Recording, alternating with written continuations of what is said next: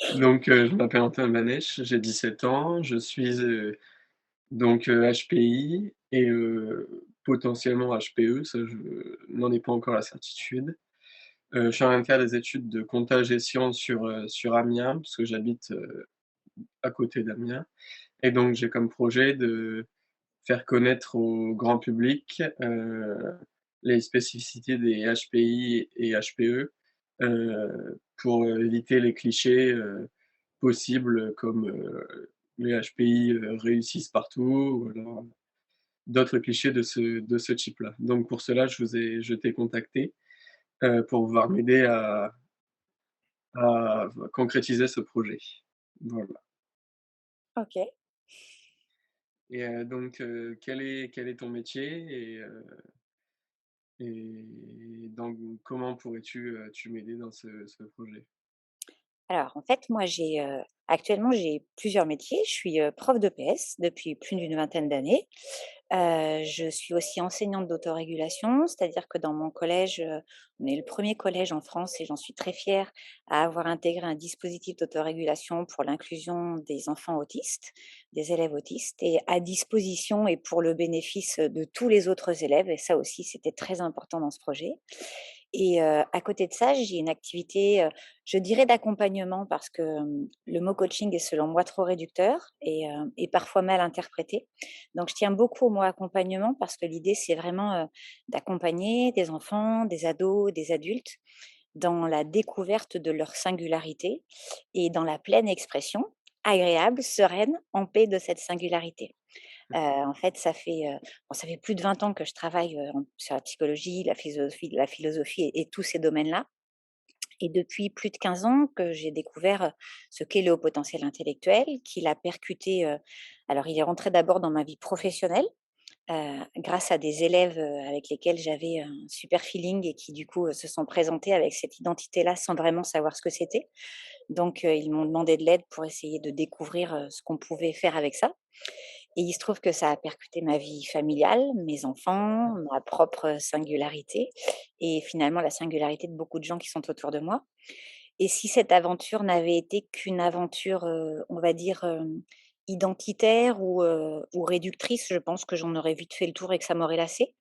Mais, ce sujet a été le point de départ, ou en tout cas dans la continuité d'une aventure humaine bien plus large et bien plus passionnante, qui m'a amenée à mieux comprendre, l'être humain de façon générale et pas seulement certaines personnes, mais vraiment, le fonctionnement universel de l'être humain avec toutes ses facettes et on pourra en parler dans notre travail, dans notre interview. Et ça a été un merveilleux prétexte pour explorer des sujets que j'adorais déjà, mais qui sont, la philo, la psycho, mais aussi, la biologie, les neurosciences, la physique quantique, les toutes les approches spirituelles. En fait, ce doux mélange m'a permis d'avoir, une vision plus complète, plus globale de ce que pouvait être ce sujet particulier et en quoi il pouvait être une fenêtre ouverte, non seulement sur soi, mais sur les autres. D'accord. Voilà, je ne veux pas faire trop long, mais c'est une aventure que j'invite tout le monde à fai à entreprendre parce que c'est une aventure qui est une très belle aventure. Nickel. On peut commencer l'interview Ouais, avec si plaisir. alors pour vous, qu'est-ce qu'un HPI pour commencer, puis ensuite un HPE?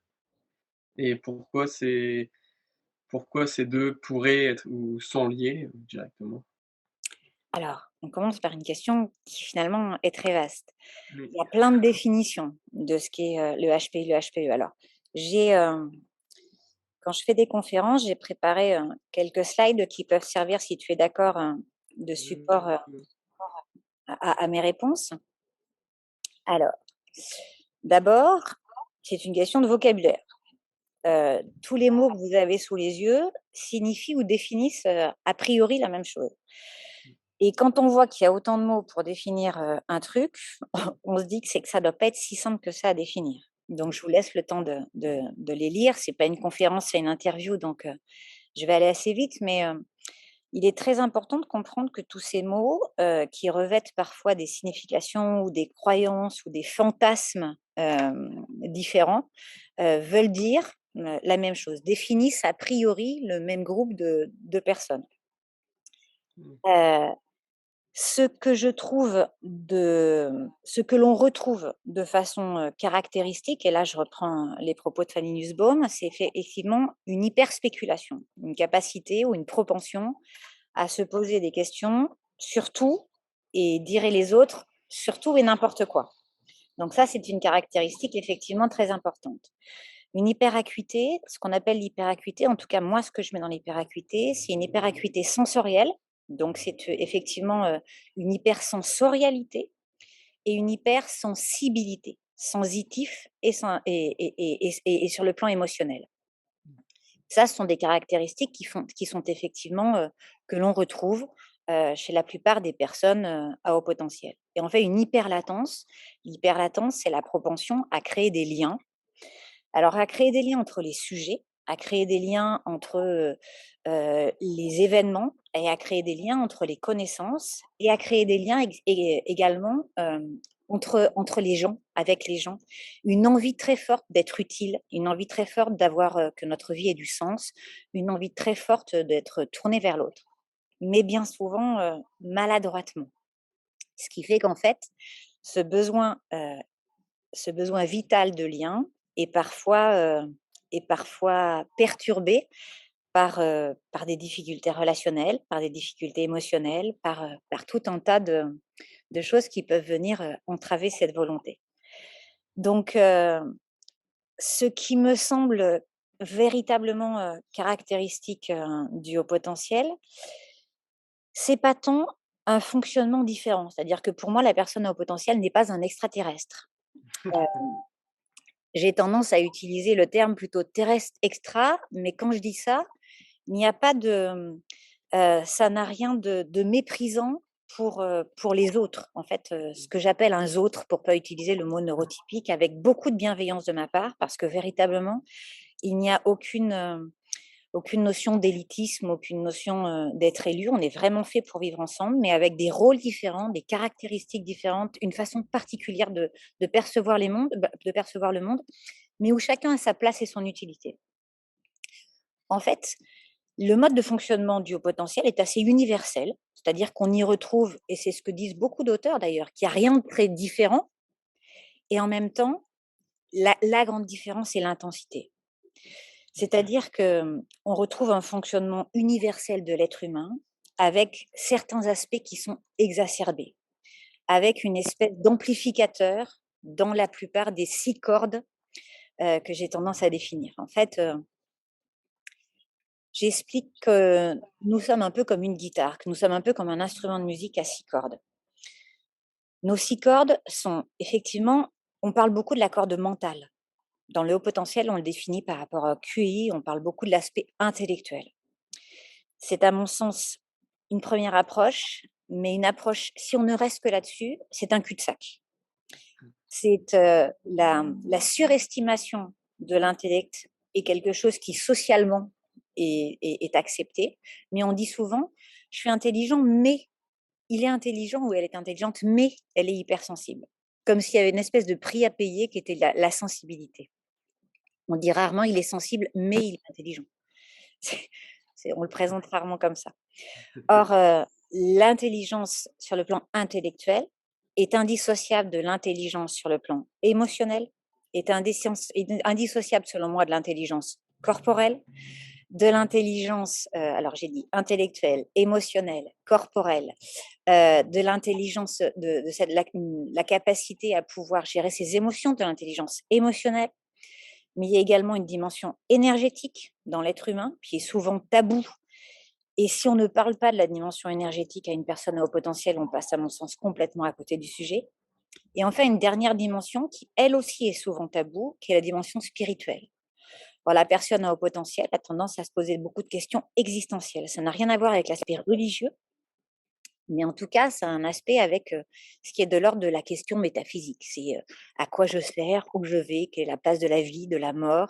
Et ces questions-là sont véritablement, on les retrouve de façon essentiellement, heu, de façon, exacerbée chez la personne à haut potentiel. Donc voilà, pardon, c'est un petit peu long. J'ai envie de dérouler toute la pelote, mais, je vais vraiment respecter le principe de l'interview, donc je vais essayer de scinder les réponses. Pas de souci. Très bien. À combien estimez-vous le nombre de personnes HPI en France, si vous avez une estimation? Alors, là, je vais, au risque de paraître alternative, mais je suis un peu en rupture avec ce que l'on peut lire, mais de façon expérientielle parce que, comme je le dis, ça fait plus de 15 ans que je travaille sur le potentiel. Je côtoie des adolescents, tous les jours dans le cadre de mon métier. J'en côtoie, bien entendu, comme tout le monde à l'extérieur. La courbe de Gauss qui est souvent présentée et qui ne laisse la place qu'à 5 puis 2,3 au-delà de 130, ne correspond pas à ce que nous pouvons vivre dans la réalité. Alors, pour plusieurs raisons.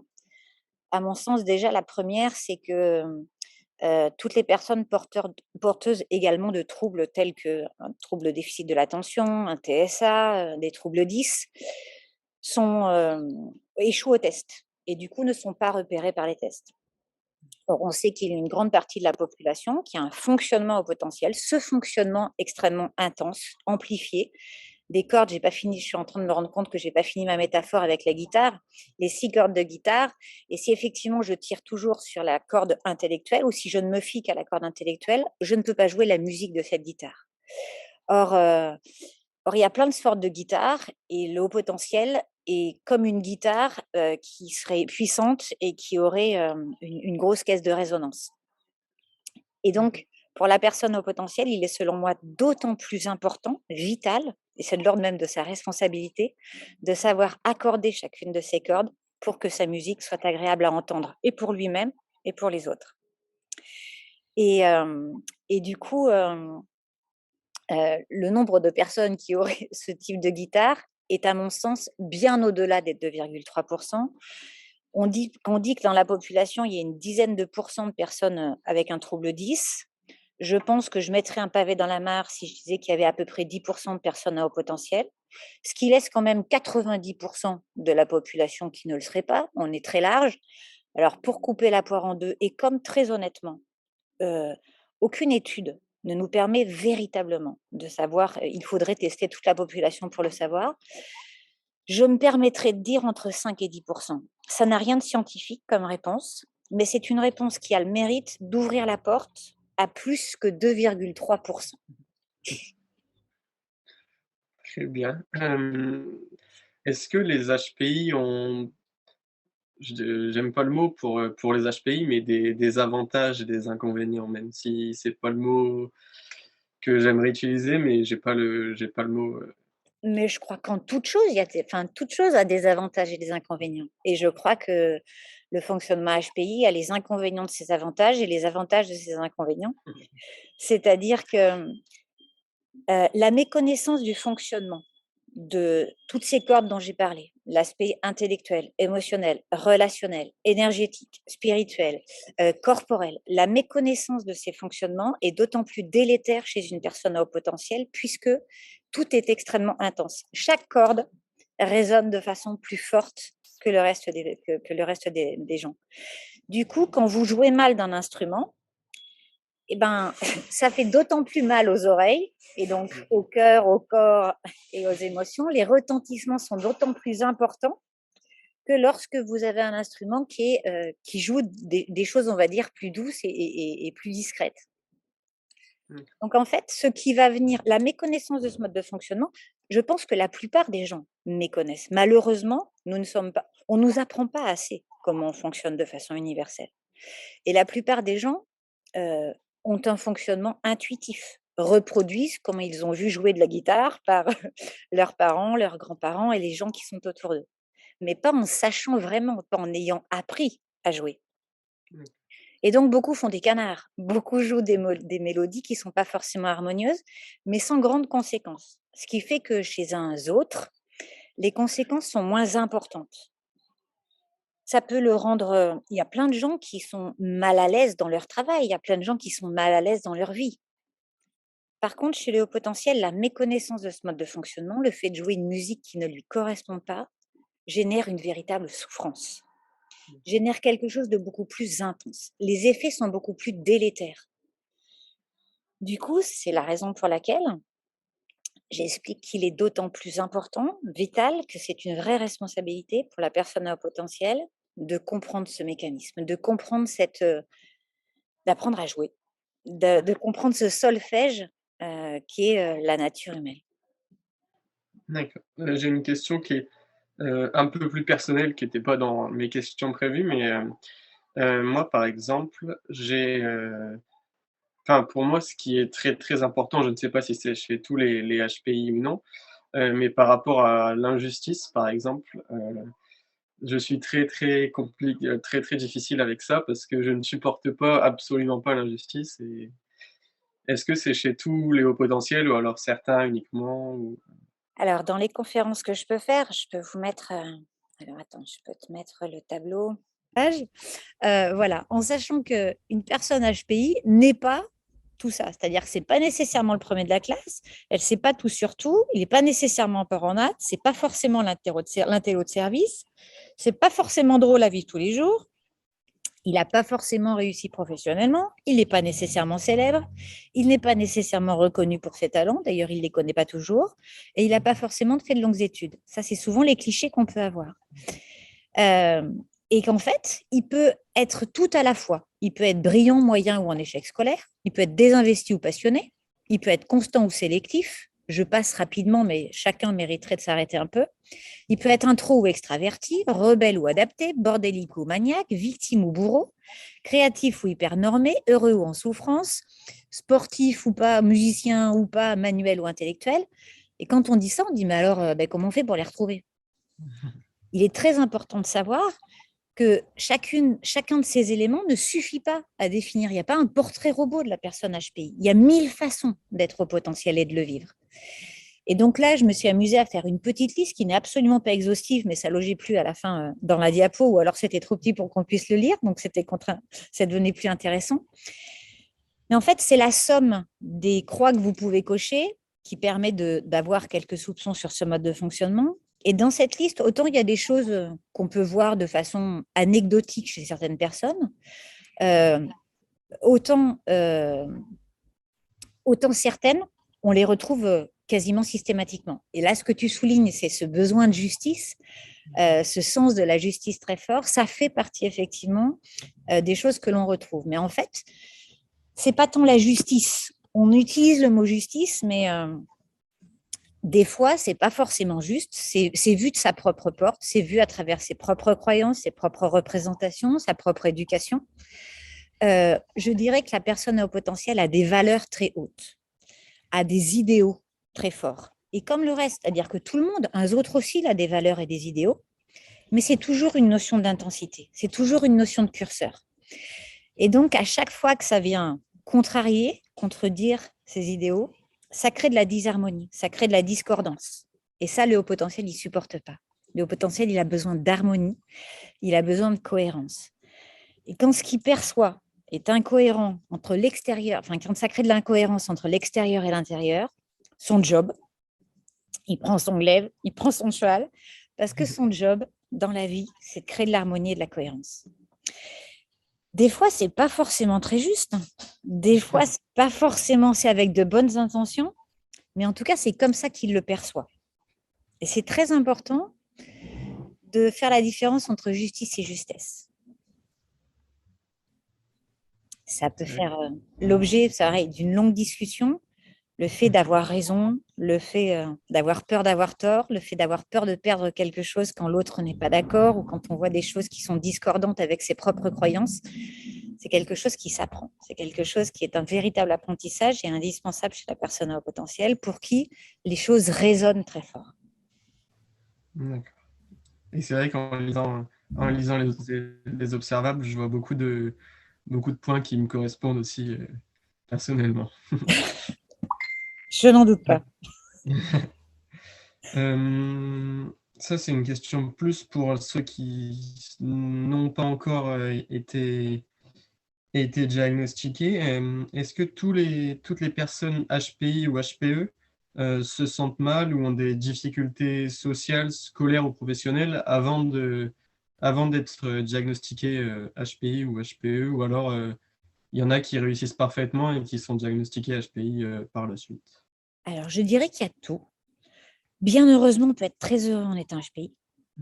Et on peut du coup ne jamais véritablement se poser la question parce qu'il suffit d'être un poisson dans l'eau. C'est-à-dire que quand on a un entourage qui valide ce qu'on est depuis qu'on est enfant et quand on est dans des environnements qui en fait ne font pas obstacle à ce mode de fonctionnement, bah forcément c'est toujours plus simple. Il suffit d'avoir en plus un profil très hétérogène, ça permet de pouvoir s'adapter beaucoup plus facilement parce que l'adaptation est une vraie capacité, une vraie forme d'intelligence. Maintenant, il est vrai que parmi les gens qui sont bilantés, parmi les gens qui font des tests, beaucoup sont des gens qui sont en souffrance et qui ont besoin d'une réponse à cette souffrance. C'est la raison pour laquelle, statistiquement, il est difficile de savoir combien ça représente de personnes dans la population, parce que la plupart des gens qui consultent parce qu'il y a un obstacle, parce qu'elles ont un besoin de réponse.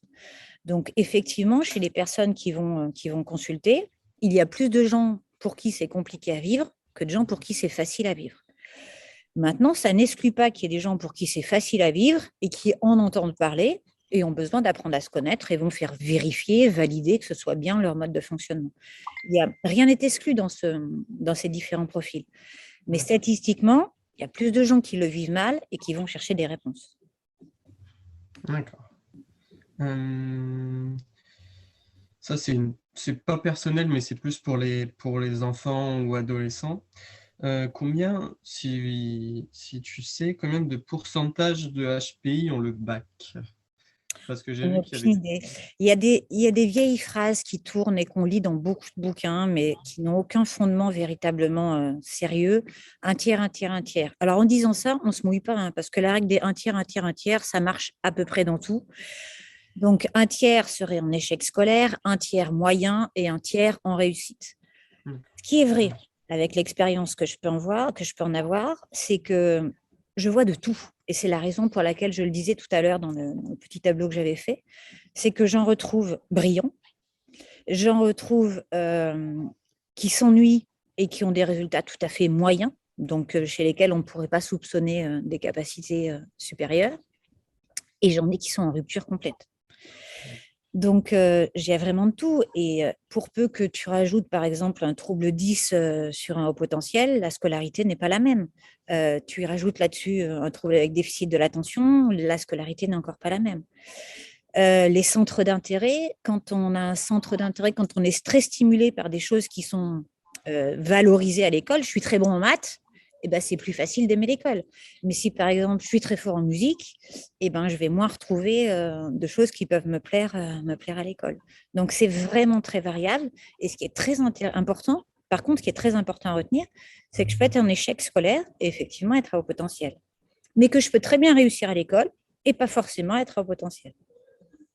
Ça, c'est un sujet de débat dans la population, ça.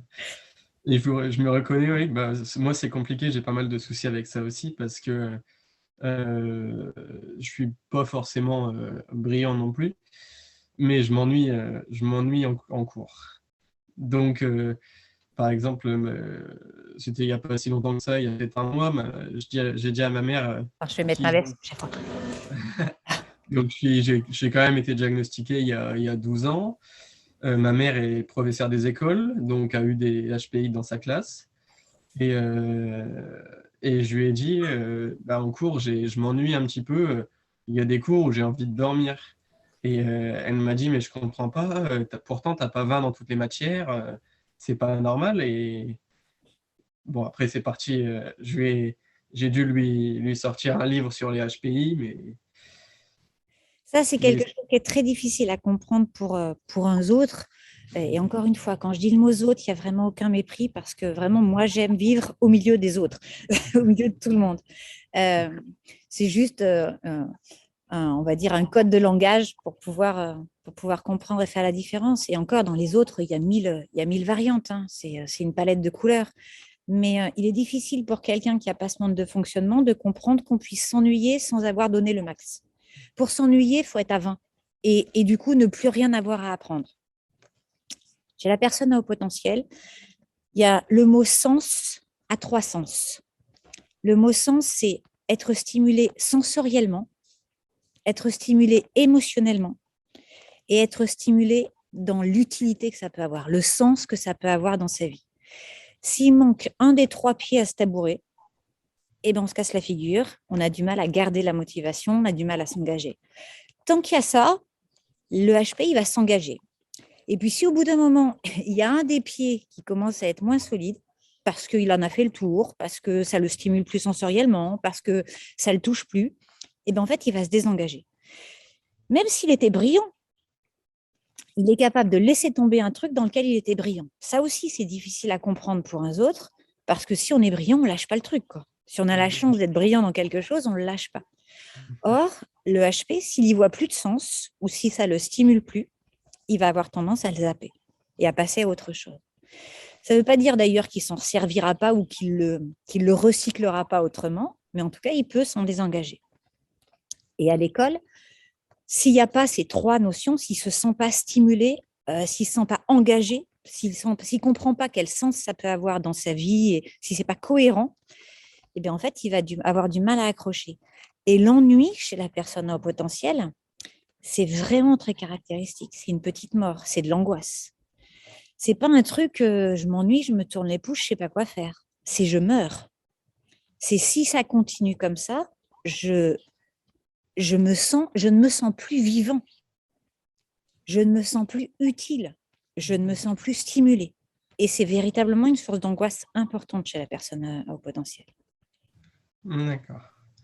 J'ai une dernière question assez personnelle, enfin assez personnelle, que j'avais à te poser. C'est pour casser un cliché.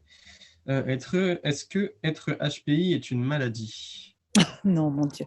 C'est un cliché Non, qui peut ressortir. c'est pas une maladie. D'abord, sur le plan biologique, on sait qu'il y a une composante génétique importante. C'est-à-dire que dans des fratries, on en a plusieurs, on retrouve souvent un parent, voire 2 parents à haut potentiel. Mais depuis toutes les découvertes en épigénétique, la porte est ouverte sur bien d'autres aspects également, c'est-à-dire sur le fait qu'on puisse exacerber ce mode de fonctionnement à la suite, par exemple, d'un trauma, à la suite d'une situation où l'être humain a besoin d'absolument toutes ses ressources. Donc, en fait, il y a un côté génétique important, mais on n'exclut pas, et je serais ravie de travailler là-dessus si des chercheurs sont OK, on n'exclut pas qu'il puisse y avoir des phénomènes, des situations de vie, des circonstances qui puissent déclencher en fait ce mode de fonctionnement. Et l'épigénétique, en tout cas, laisse la place, laisse la porte ouverte à ce mode d'interprétation, à cette éventualité-là. Mais c'est en aucun cas une maladie. Le problème, c'est que la psychiatrie taxe souvent des symptômes de mal-être comme des maladies. Donc, on retrouve beaucoup de diagnostics de bipolarité, de diagnostics de schizophrénie, de diagnostics de dépression. C'est très médicalisé pour certains. Les approches sont très médicalisées. C'est effectivement, selon moi, une grave erreur, mais encore faut-il pouvoir faire le discernement en sachant que ce n'est pas incompatible.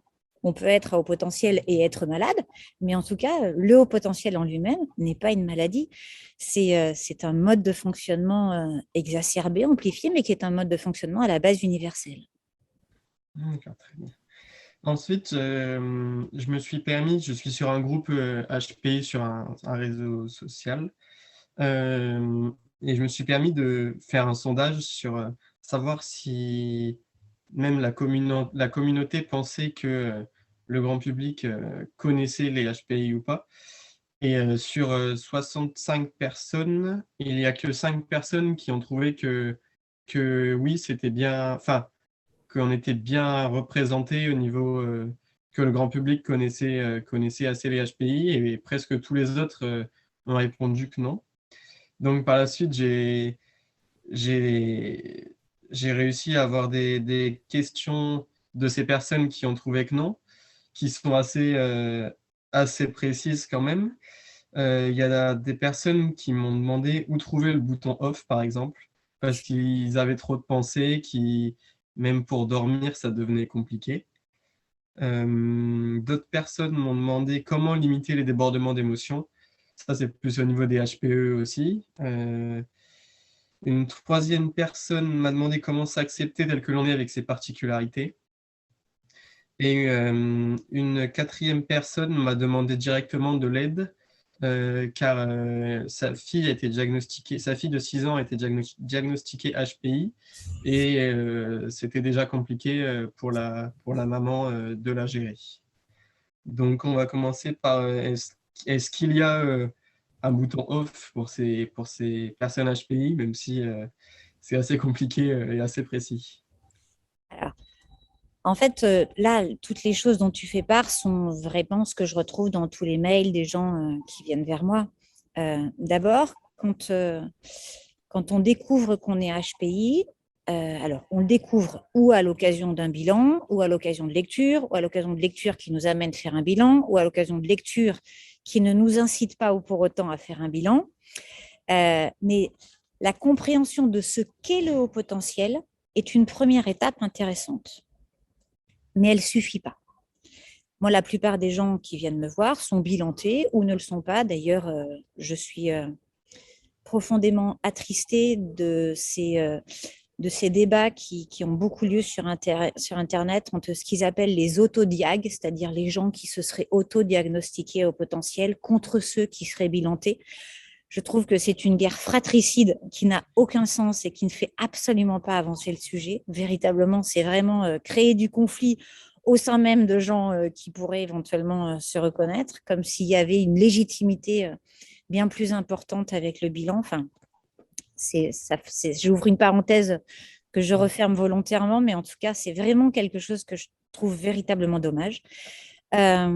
Et donc, du coup, pardon, oui, les gens viennent à ce sujet par différentes portes. Et quand tu vas chez un psy, chez un neuropsy, on t'explique que du coup, tu as un QI, on t'explique le fonctionnement essentiellement mental. On aborde, je vais essayer de faire plus vite que tout à l'heure. Normalement, j'ai laissé ouvert, voilà. J'ai tendance à utiliser cette métaphore-là. Je vous ai parlé de la guitare tout à l'heure, mais j'utilise aussi beaucoup celle-ci, celle du Rubik's Cube. En fait, quand les gens viennent me voir, ils sont un peu comme ce Rubik's Cube. C'est-à-dire que tout est là, il y a toutes les ressources, mais pardon de l'expression, c'est le bordel. C'est-à-dire que les gens ne savent pas comment composer avec toutes ces ressources. Donc, ils ont fait un bilan où ils ont lu et on leur a beaucoup parlé de l'aspect intellectuel, c'est-à-dire d'une des phases de ce cube. On leur a beaucoup parlé d'intelligence et l'intelligence telle qu'elle est beaucoup présentée et reconnue sur le plan social, ça passe avant tout par notre cerveau. Et on leur dit, vous êtes intelligent, mais souvent, mais vous êtes sensible. Donc, on commence à voir qu'il y a une autre phase qui est celle de l'émotion. Or, je ne sais pas si tu as déjà fait le Rubik's Cube. Oui. Ok, ben, tu sais que si on fait une face indépendamment des autres, on ne peut pas faire le Rubik's Cube. Et selon moi, cette forme de présentation, elle revient à ça. C'est-à-dire que les gens ont compris ce qu'était le haut potentiel, ils sont rassurés parce qu'ils ne sont pas fous. Il y en a d'autres et ça a un nom. Alors ça soulage, ça fait du bien, mais ça fait du bien qu'un temps parce que ça n'apprend pas à faire le Rubik's Cube, tout ça. Ça apprend juste qu'il est normal que cette face blanche soit plus intense et que la contrepartie, c'est qu'il y ait une autre des faces qui reviennent souvent à la surface. Ce que j'aime présenter, en tout cas, c'est vraiment ma façon de travailler, c'est de faire comprendre qu'on ne peut pas faire les faces du cube de façon isolée. Toutes les faces sont interdépendantes. Alors effectivement, quand les gens viennent me voir, je leur apprends comment fonctionne leur cerveau. On se sert de neurosciences, on se sert d'apports scientifiques pour comprendre comment ça fonctionne, mais sans jamais oublier de se rappeler qu'il existe les autres faces, les 5 autres phases dont je vous ai parlé tout à l'heure, les compétences émotionnelles, pour répondre du coup à comment on gère ses émotions. On apprend ce qu'est une émotion, on apprend que c'est indispensable de les écouter. C'est un besoin vital, une émotion. C'est comme l'envie de faire pipi ou l'envie de manger. On peut la contrôler un certain temps, mais l'excès de contrôle amène nécessairement à une perte de contrôle. Donc, l'absence d'écoute de ces émotions génère une somme d'émotions qui s'appelle l'angoisse. C'est un petit peu comme si vous aviez toutes les factures qui se sont empilées sur le bureau et que vous arrivez devant le bureau et que vous avez tout ça à faire. Ça génère de l'angoisse. Compétences relationnelles. apprendre à être dans une bonne intelligence relationnelle avec soi-même, de soi à soi et de soi avec les autres, en sachant que quand on est dans une bonne relation à soi, ben, nécessairement la relation avec les autres est améliorée. Dans une relation au corps qui soit apaisée, parce que nos émotions et notre corps sont indissociables. Ce corps est le véhicule dans l'allégorie de la calèche, c'est le véhicule avec lequel on traverse la vie. Et vous avez le choix de voyager ou en première classe ou dans un wagon à bestiaux. Autant voyager en première classe avec ce corps. Tout ça, ce sont des compétences qui se développent, qui s'apprennent. Chacune de ces phases, c'est une porte ouverte sur des apprentissages qui sont tous interreliés. Si je vous dis que quand vous avez un conflit avec quelqu'un, ça a un impact sur vos émotions. On va se sentir frustré, en colère, triste, de façon extrêmement intense. Ça a un impact sur notre corps. On va sentir que dans notre corps, ça va générer des tensions, des nœuds, voire même des symptômes psychosomatiques. Ça peut être de l'eczéma, un lumbago ou autre chose même plus importante. À chaque fois que vous touchez à une face, vous touchez à toutes les faces. Et chez le haut potentiel, en touchant à une face, il touche intensément à chacune des autres faces. Donc, le job de la personne au potentiel, et c'est vraiment un job, c'est d'apprendre comment fonctionnent les relations. Et moi, dans mon travail, je permets aux gens de comprendre les modalités relationnelles et comment entretenir de bonnes relations avec soi-même et avec les autres. Comment on gère ses émotions. On ne s'empêche pas de ressentir, au contraire, on s'autorise à ressentir, mais on décode. On sait exactement ce que tel signal signifie et donc quelle action va avec tel signal, ce que ça m'engage à faire. Une émotion, c'est quelque chose qui nous pousse à rétablir de l'équilibre. C'est un symbole de déséquilibre. Et donc, ça génère une action, un mouvement, une mise en mouvement pour rétablir un équilibre. Donc, si on ne les écoute pas, on augmente le déséquilibre. Donc, dans le travail que je propose, moi, je permets aux gens de comprendre chacune des faces en termes de connaissances et d'outils très pratiques. Et une fois que le cube est en ordre, on voit bien que c'est les mêmes ressources qu'au début, sauf que là, elles sont en ordre. Je m'amuse à dire que là, on peut passer à l'étape d'après, qui est le rayonnement. Et c'est pour ça que je m'amuse à parler, je dis bien je m'amuse à parler de haut potentiel rayonnant, parce que je trouve que c'est bien plus intéressant que haut potentiel intellectuel. Intellectuel, c'est un cul-de-sac.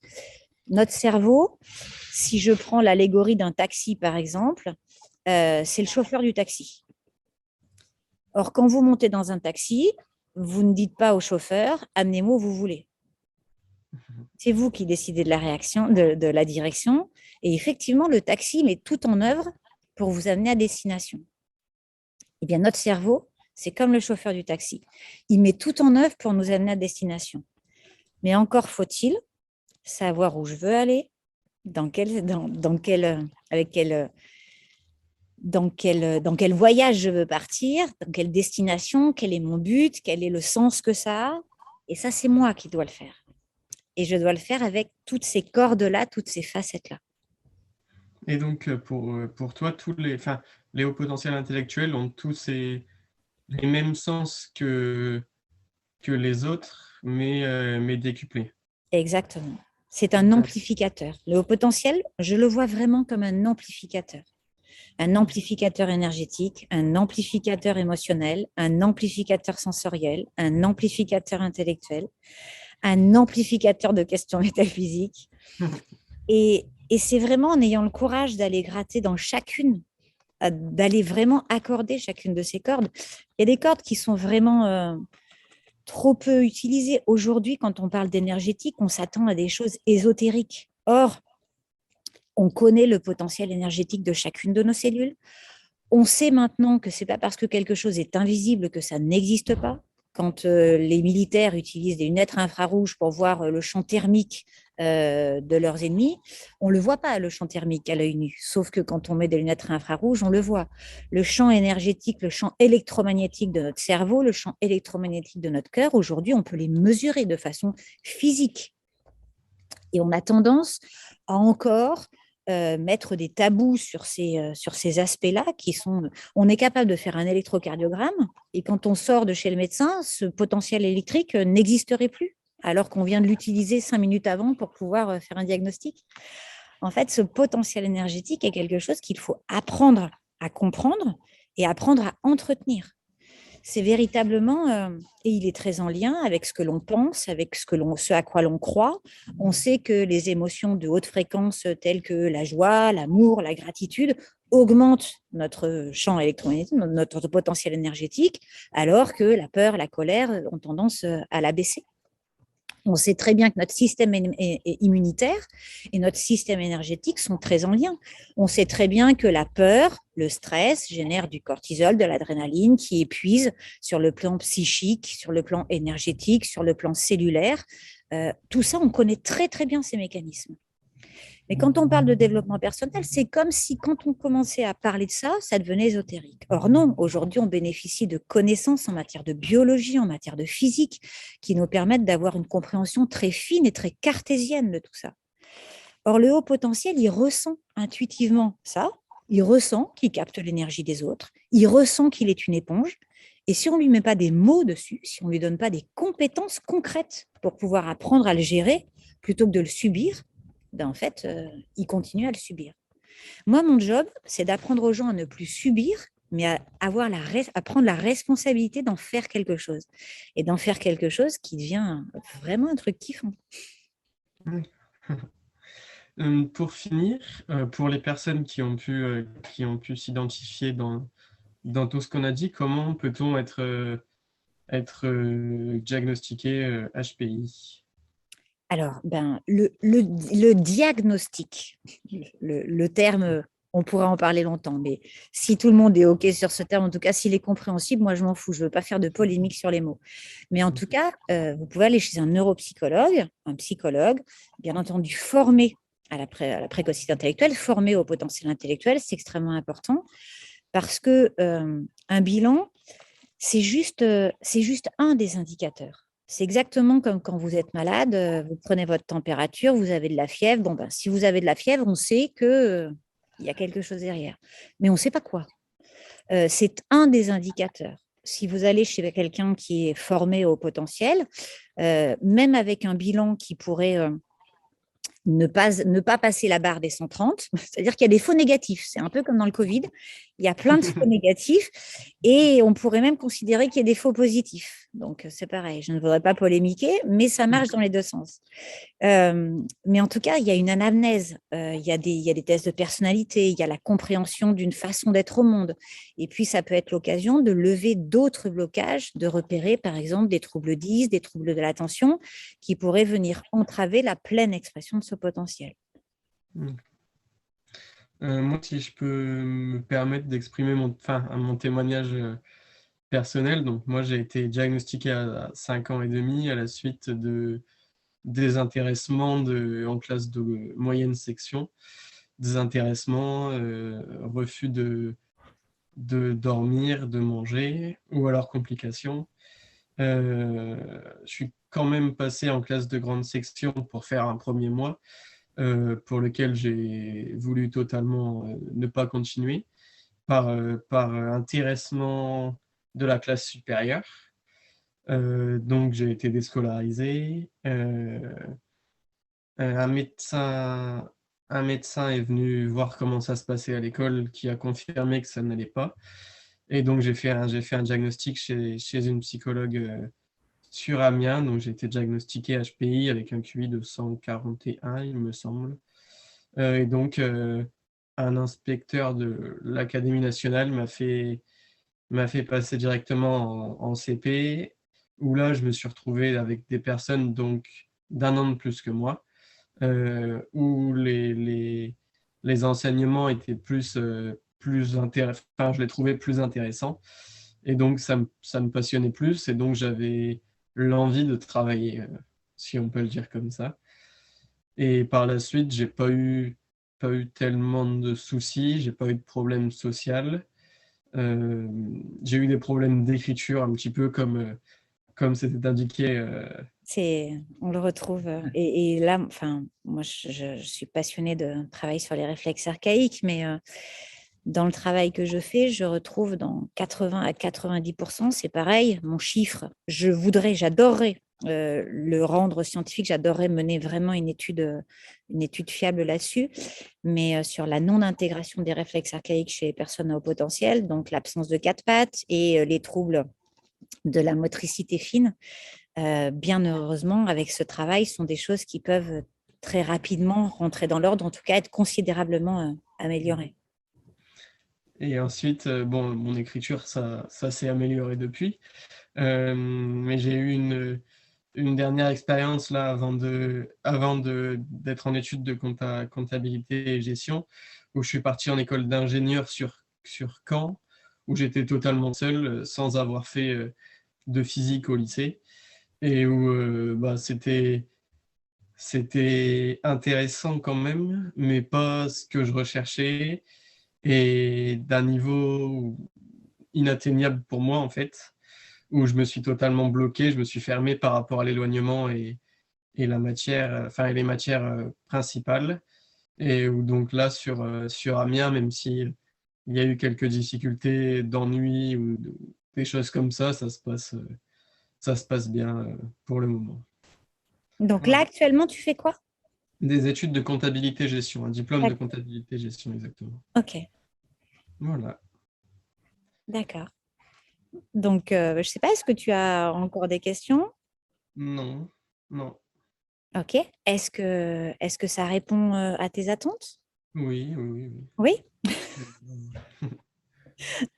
Ok, donc ce qui est vraiment, ouais, ce qui me semble vraiment important, c'est d'abord savoir qu'on peut très bien le vivre, même quand ça a été longtemps compliqué, que c'est souvent par méconnaissance des différents modes de fonction, méconnaissance de comment on accorde chacune des cordes, que ça joue faux, que la mélodie n'est pas celle que l'on aimerait jouer, mais que l'on peut, alors, euh, facilement, je voudrais pas vendre du rêve, parce que c'est pas vrai que c'est que facile, mais qu'on peut, avec de l'entraînement, et qu'on peut, avec de l'envie, et qu'on a tout à gagner à le faire, euh, comprendre des choses qui paraissent, qui sont vraiment accessibles, qui sont passionnantes, qui croisent de multiples, en fait, moi, ce que je m'amuse à faire, que je trouve enfin, vraiment qui me fait kiffer, c'est montrer à quel point la biologie dit la même chose que la physique, qui dit la même chose que la philo, qui dit la même chose que la psycho, qui dit la même chose que de nombreux enseignements millénaires,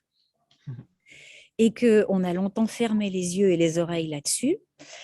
Et le fait de ne pas en avoir, de ne pas y mettre le nez, le fait de ne pas s'approprier ça, crée de la souffrance. Et à mon sens, de la souffrance inutile. Et qu'en comprenant bien comment fonctionnent c'est quoi une relation, quels sont les différents jeux, l'analyse transactionnelle est passionnante pour le comprendre et très pragmatique. Qu'est-ce qu'une émotion? Qu'est-ce que me dit chacune de mes émotions? C'est quoi ce système énergétique que j'entretiens? Quelle relation je peux avoir avec mon corps? Qu'est-ce qui est engrammé dans mon corps? Parce que nous avons des réflexes de pensée, mais nous avons aussi des réflexes émotionnels, des réflexes corporels. Et donc, on peut reprogrammer tout ça. La plasticité cérébrale et neuronale est merveilleusement faite. Comment fonctionne mon cerveau? Jusqu'à quel point il est mon meilleur ami et à quel point il peut aussi être mon pire ennemi parce qu'il interprète des réalités, parce qu'il m'empêche de voir d'autres réalités, parce que tant que je ne l'ai pas reprogrammé, comme j'ai dit quand je monte dans le taxi, lui, son job, c'est de me montrer ce que j'ai programmé dans le GPS. Mais je peux programmer mille autres choses dans le GPS. Et ça, j'en ai la possibilité, la responsabilité. Et quand je comprends comment ça fonctionne, et c'est le travail que je fais avec les gens que j'accompagne, mais c'est de la pure magie. Le mot magie va passer pour ésotérique, mais c'est pour montrer à quel point c'est jouissif, c'est un jeu et qu'on n'est pas condamné à souffrir. Vraiment pas. Pour clore cette interview, j'ai appris justement sur le groupe auquel j'appartiens des HPI, que, il y a plusieurs personnes qui souhaitent. Déjà, il y a plusieurs personnes qui me soutenaient dans ce projet. Mhm. Il y a une personne qui habite au niveau de Clermont-Ferrand qui avait lancé une association qui s'était totalement arrêté, qui voulait relancer cette association. Et j'ai eu encore deux, trois personnes qui voulaient créer une espèce de structure où les HPI pourraient, virtuels ou réels, où les HPI pourraient se retrouver pour parler justement d'eux-mêmes et s'entraider si besoin. Bah, Voilà. moi, ce que je peux te proposer, si tu veux, c'est si tu regroupes un groupe de personnes, moi, je veux bien vous offrir une conférence, le faire gratuitement. J'ai une conférence qui fait à peu près 2 heures, entre 1h45 et 2 heures, et qui explique ce qu'est le haut potentiel. Et si ça intéresse ces gens, ben, avec grand plaisir, parce que l'idée, c'est de ne pas laisser les gens souffrir inutilement. Donc, ça serait ma contribution à ton job. C'est gentil, c'est très gentil, je leur en parlerai. Et puis, on fixera une date, je pense, parce que je pense qu'ils seront tous d'accord pour avoir cette conférence. On leur parlera du Rubik's Cube et de la guitare. Et merci beaucoup pour cette aide et cette interview. Ben, merci à toi, bravo pour ton initiative. Enfin, je trouve que voilà, je te trouve super engagée, je te trouve d'abord super agréable parce que c'était vraiment agréable cette rencontre. Et puis tu as raison. Apprends à te connaître. Se connaître, plus que ça, s'aimer. Enfin, vraiment, ça c'est mon cheval de bataille. C'est vrai pour le HP, c'est indispensable au HP, mais c'est vrai pour tous les autres. Apprendre à se comprendre. Alors, le premier module des séminaires que je fais, ça s'appelle comprendre, accepter, s'aimer. Comprendre, accepter, kiffer. Et vraiment, l'idée, c'est que quand on est dans une bonne relation avec soi, quand on a compris, quand on s'est accepté, quand on a compris qu'on n'avait pas besoin d'être compris pour être aimé.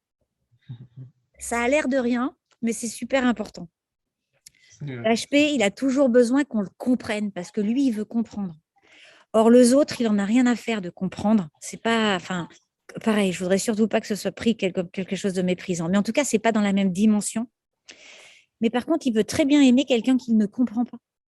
Et on peut très bien être aimé sans être compris. Et on peut très bien être compris sans être aimé aussi, d'ailleurs. Et quand on a fait ce pas-là, tu as raison d'aller vers une meilleure compréhension de qui tu es, pour une meilleure acceptation de qui tu es, pour pouvoir t'aimer pleinement et pour pouvoir jouer avec toutes tes ressources. Jouer la musique que tu es capable de jouer. Nickel. Pour moi, c'est bon. Si vous avez encore quelque chose à Non, non, rajouter. je serais capable, mais non, c'est ton interview.